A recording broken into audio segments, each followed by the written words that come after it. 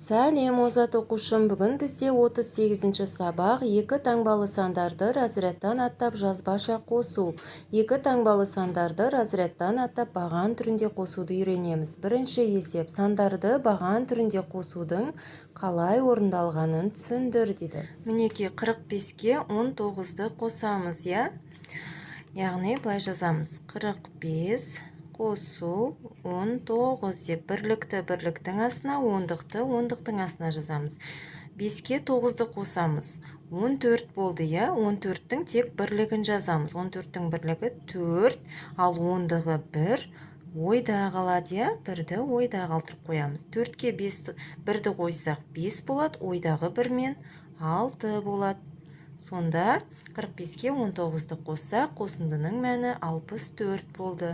Келесі ә нұсқасы: 47-ге 33-ті қосамыз. Баған түрінде есептейміз. 47 қосу 33 деп жазып аламыз. 7-ге 3-ті қосамыз. 10 болды, 10-ның бірлігі жоқ, ол 0 болады. 0-ді жазамыз бірліктің астына, ал 10-дық 1 дегенді ойда сақтап аламыз. 4-ке 3-ті қосамыз. 7, ойдағы 1 мен 8 болады. Яғни қосындының мәні 80-ге тең екен. 47-ге 33-ті қоссақ 80 болады екен. Келесі екінші есеп: мысалдарды баған түрінде жазып шығар дейді. Келесі екінші есепте 25-ке 37-ні қосамыз, баған түрінде жазамыз. 25 қосу 37 дейміз. 5-ке 7-ні қосамыз. 12 болды, бірлігі 2-ні жазып аламыз.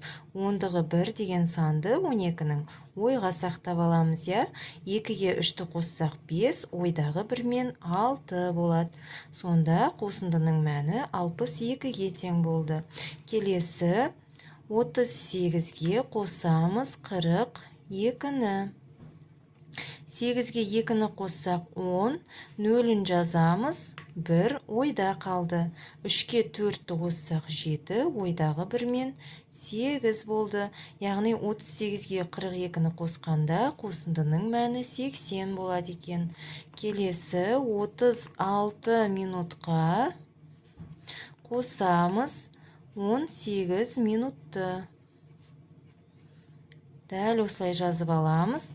6-ға 8-ді қоссақ 14, 4-ін жазамыз, 1-ін ойда сақтап аламыз, 3-ке 1-ді қоссақ 4, ойдағы 1 мен 5 болады. 4-ке 1-ді қоссақ 5 қой.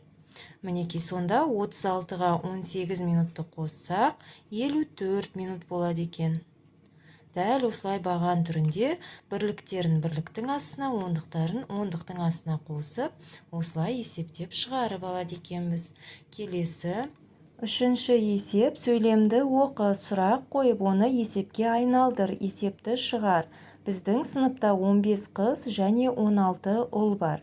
Біздің сыныпта барлығы неше оқушы деп сұрақ қойсақ болады, енді осыны шығарып алайық.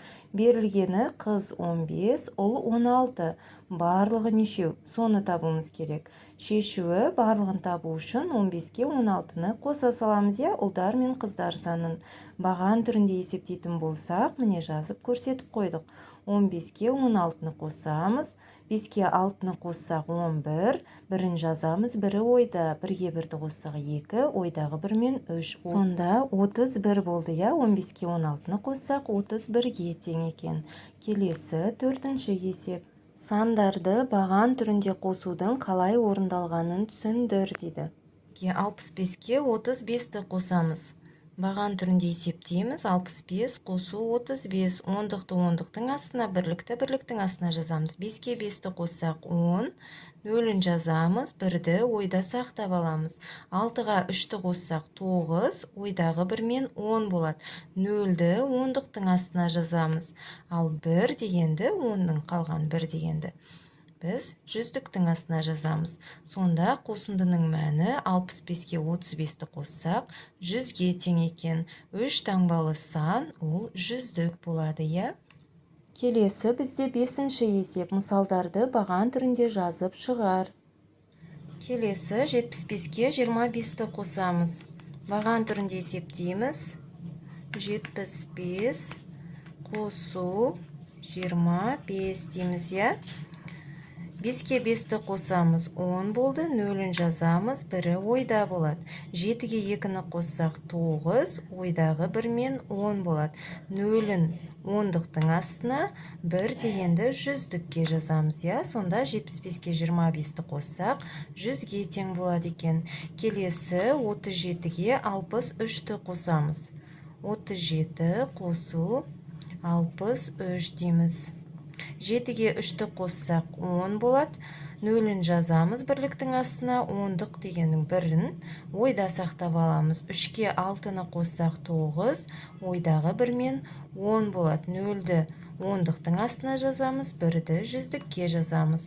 Сонда қосындының мәні 100-ге тең екен, я? Келесі 51 литрге қосамыз 49 литрді. Есептеп аламыз. 1-ге 9-ды қоссақ 10, 0-ді бірліктің астына жазамыз, 1-ді ойда сақтап аламыз. 5-ке 4-ті қоссақ 9, ойдағы 1 мен 10 болады. 10-ның 0-ін 10-дықтың астына жазамыз, 1-ді 100-дікке жазамыз. Сонда 51 литрге 49 литрді қоссақ 100 литр болады екен. Келесі бізде 6-шы есеп. Теңдеулерді шеш. X қосу 34 тең 97. X-ті табу үшін 97-ден 34-ті азайтамыз. X тең 63 болады, я? Енді тексереміз. X-тің орнына 63-ті қоямыз. 63-ке 34-ті қоссақ тең 97. Теңдеудің екі жағы да 97-ге тең болды. Теңдеу дұрыс шешілді. Келесі теңдеу x азайту 25 тең 66. X-ті табу үшін 66-ға 25-ті қосамыз. X тең 91 болды. Енді 91-ді x-тің орнына қойып теңдеуді тексереміз. 91-ден 25-ті азайтсақ 66 болады екен. Теңдеудің екі жағы да 66-ға тең болды. Теңдеу дұрыс шешілді.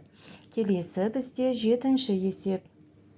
Өрнектер құр және олардың мәнін тап. А нұсқасы 27 мен 63-тің қосындысына 8-ді қосу дейміз.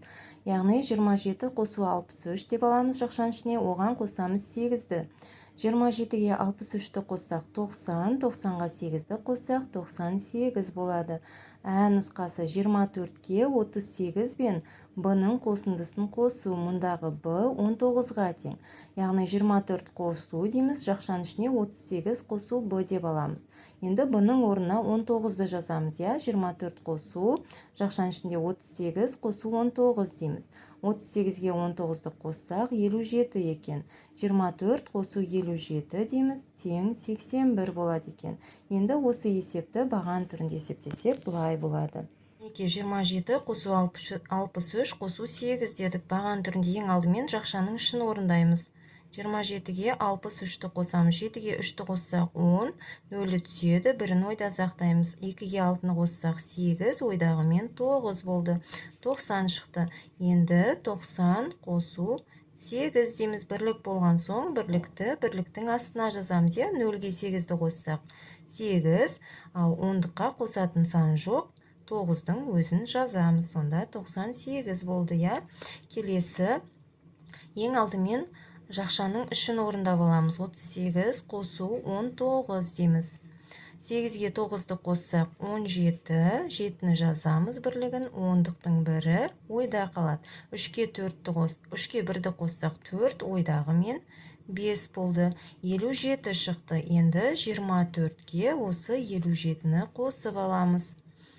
4-ке 7-ні қоссақ 11, 1-і түсіп, 1-і ойда қалады. 2-ге 5-ті қоссақ 7, ойдағы 1 мен 8 болады. Сонда қосындының мәні 81-ге тең болды. Келесі 8-ші есеп. Мысалдарды баған түрінде жазып шығар. Келесі 23-ке 47-ні қосамыз. Баған түрінде жазамыз. 23 қосу 47. 3-ке 7-ні қоссақ 10, бірлігін жазамыз 0-ді, бірліктің астына 1-і ойда қалады, я? 10-дық. 2-ге 4-ті қоссақ 6, ойдағы мен 7 болды. Яғни қосындының мәні 70-ге тең. Келесі 44 қосу 37 дейміз. 4-ке 7-ні қоссақ 11, 11-дің бір бірлігі жазылады бірліктің астына. 10-дағы 1 деген ойда қалады, иә. 4-ке 3-ті қоссақ 7, ойдағы мен 8 болды ойдағы 1-мен. Яғни 44-ке 37-ні қоссақ 81 болады екен. Келесі 35 қосу 49 дейміз. 5-ке 9-ды қоссақ 14, 4-ті жазамыз бірлігін. Ал 1-ді ойда сақтаймыз. 3-ке 4-ті қоссақ 7, ойдағы мен 8, 84-ке тең болды. Келесі 68 қосу 32 дейміз.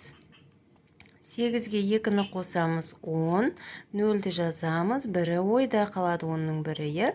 6-ға 3-ті қоссақ 9, ойдағы мен 10. Яғни 0 деген 10-дықтың астына жазамыз, 1-ді 100-діктің астына жазамыз. Сонда 68-ге 32-ні қоссақ 100-ге тең болады екен. Келесі 24 килограммға қосамыз 76 килограммды. 4-ке 6-ны қоссақ 10 болады. 0 деген бірлікті жазамыз. 1 деген 10-дықты ойда сақтап аламыз. 2-ге 7-ні қоссақ 9, ойдағы 1 мен 10 болады. 0-ді 10-дықтың астына, 1-ді 100-дікке жазамыз. 100 килограммға тең, 24-ке 76 килограммды қоссақ. Келесі 65 сантиметрге қосамыз 24 сантиметрді. 5-ке 4-ті қоссақ 9, 6-ға 2-ні қоссақ 8. Яғни 65-ке 24-ті қоссақ 89 сантиметр шығады екен. Біздің бүгінгі сабағымыз осымен аяқталды, озат оқушым. Каналға тіркелмеген болсаң, тіркеліп, қоңырау белгісін басуды ұмытпа. Келесі сабаққа дейін сау бол, озат оқушым.